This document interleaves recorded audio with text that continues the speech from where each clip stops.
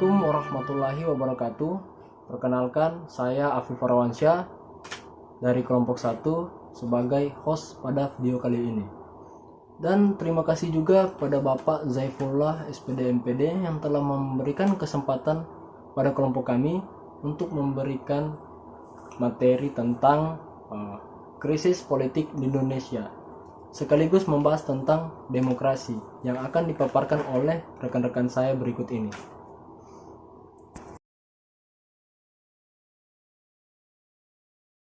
Assalamualaikum warahmatullahi wabarakatuh. Di sini saya akan menjelaskan pengertian dari demokrasi. Adapun pengertian dari demokrasi adalah demokrasi sebuah sistem pemerintahan di mana kekuasaan politik dipegang oleh rakyat, entitas yang mewakili rakyat atau dipilih oleh rakyat melalui pemilihan umum. Prinsip dasar demokrasi mencakup partisipasi warga negara dalam pengambilan keputusan politik, hak untuk mengeluarkan pendapat, dan pemilihan umum yang adil dan bebas. Demokrasi sering dianggap sebagai bentuk pemerintahan yang berlandaskan pada kedaulatan rakyat dengan kebijakan dan tindakan pemerintah yang mencerminkan kehendak mayoritas warga negara.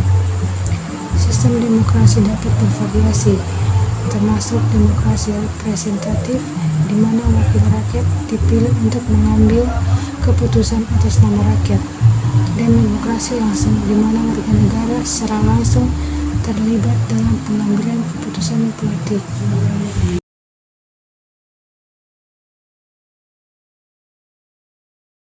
Assalamualaikum warahmatullahi wabarakatuh. Saya Humaira, pemateri kedua dari kelompok 1, di mana saya akan membahas sedikit tentang tantangan dalam demokrasi. Ada beberapa tantangan dalam demokrasi, yaitu yang pertama, ada kecurangan pemilu dan kepercayaan publik. Klaim kecurangan dalam pemilihan umum dapat mengikis kepercayaan masyarakat pada proses demokratis. Ini memerlukan informasi dan peningkatan integritas pemilihan. Yang kedua, ada terpecah belahnya masyarakat.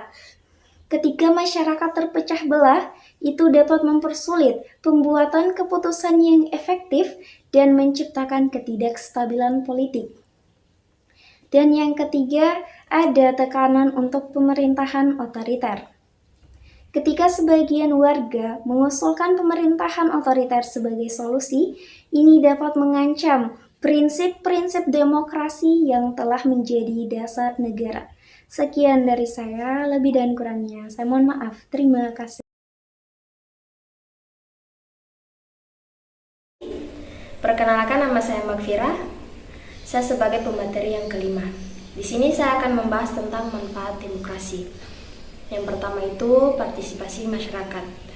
Demokrasi memberikan kesempatan bagi warga negara untuk berpartisipasi dalam pengambilan keputusan politik, sehingga masyarakat merasa memiliki suara dalam pemerintahan mereka. Pengendalian dan akuntabilitas. Demokrasi memberikan mekanisme untuk mengendalikan dan mengawasi pemerintah. Jadi, jika ada kecurangan, masyarakat dapat menggunakan mekanisme ini untuk menuntut pertanggungjawaban. Rezim yang inklusif. Demokrasi jika dijalankan dengan baik cenderung mendorong inklusivitas dan menghormati hak asasi manusia. Terima kasih.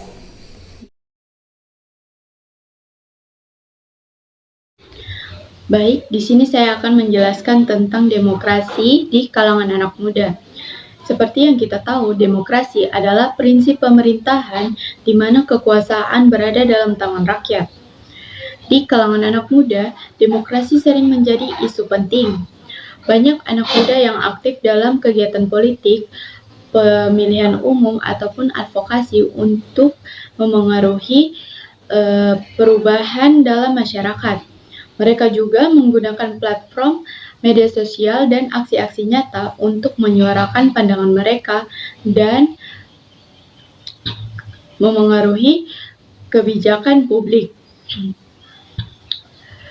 Jadi, demokrasi di kalangan anak muda dapat menciptakan perubahan sosial dan politik yang positif. Terima kasih.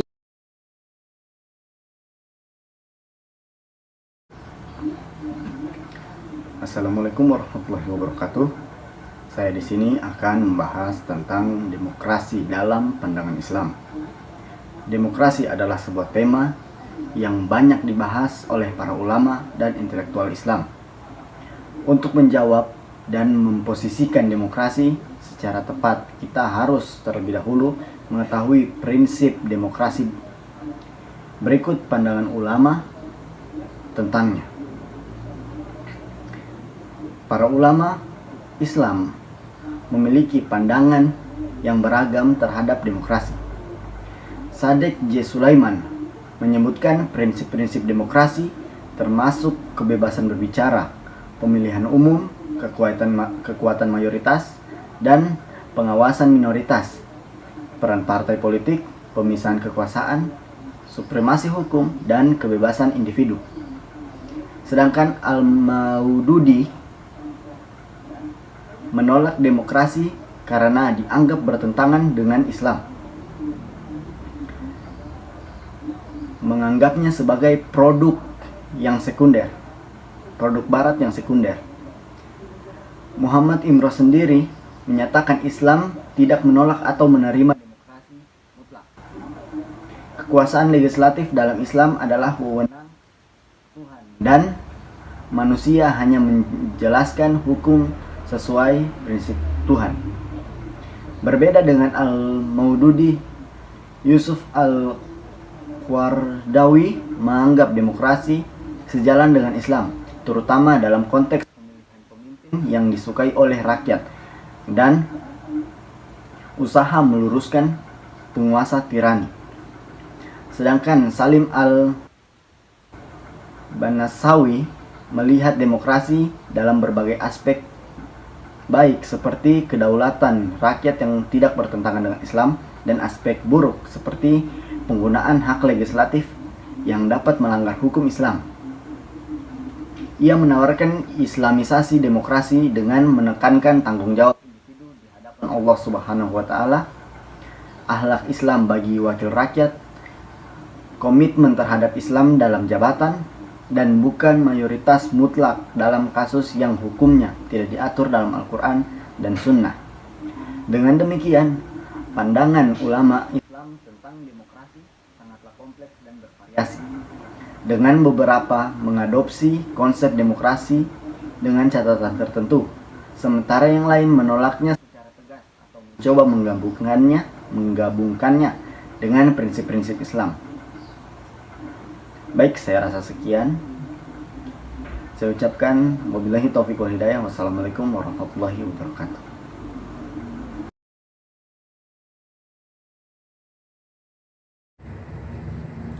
Baik, selanjutnya perbedaan negara demokrasi dan negara otoriter.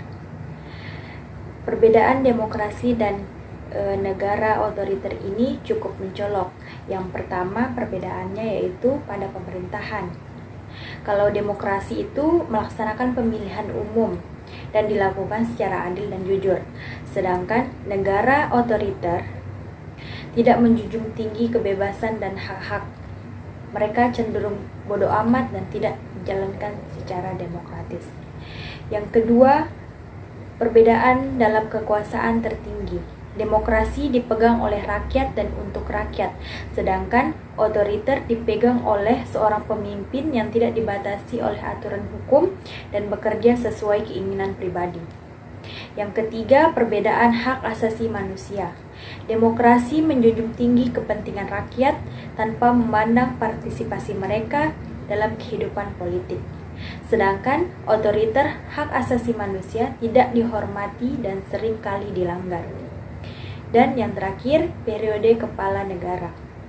Kalau demokrasi itu kepala negara dipilih melalui pemilu, sedangkan otoriter atau negara otoriter itu kepala negara seringkali memegang kekuasaan seumur hidup atau tidak melakukan pergantian.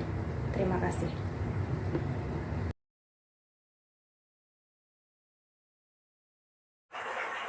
Baiklah, saya akan membahas tentang perubahan demokrasi zaman dulu dan perubahan demokrasi zaman sekarang. Demokrasi telah mengalami berbagai perubahan dari zaman dulu hingga sekarang. Demokrasi zaman dulu seperti demokrasi Athena kuno biasanya hanya melibatkan warga negara tertentu dalam pengambilan keputusan politik. Demokrasi modern seperti yang ada saat ini lebih inklusif dan melibatkan lebih banyak orang melalui pemilihan umum. Sistem demokrasi juga telah berkembang dengan penggunaan teknologi dan komunikasi modern seperti pemungutan suara elektronik dan media sosial yang memengaruhi cara politik dan pemilihan berlangsung.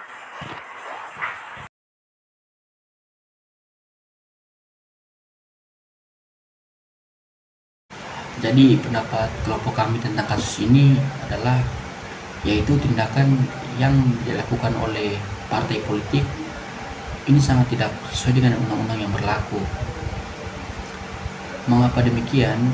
Karena demokrasi itu sudah dipraktikkan sejak dulu dan memiliki hasil yang memuaskan dengan mampu memecahkan masalah dengan jalan yang berdemokrasi.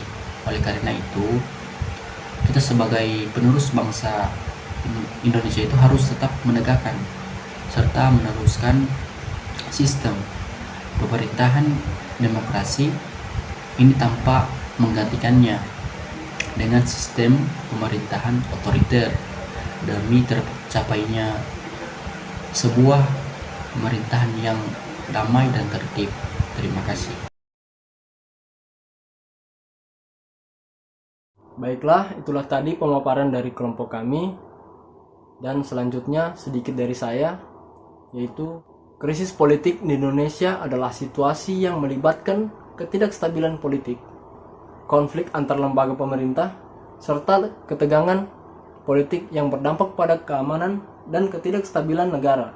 Nah, kesimpulannya bahwa krisis politik adalah tantangan kompleks yang membutuhkan kerjasama dari berbagai pihak, termasuk pemerintah, masyarakat sipil, dan pemimpin-pemimpin politik, untuk mencapai solusi yang konstruktif dan berkelanjutan. Demokrasi dan stabilitas politik di Indonesia telah menjadi fokus utama yang penting bagi negara dan masa depan negara. Terima kasih. Sekian dari saya Kiri. Wassalamualaikum warahmatullahi wabarakatuh.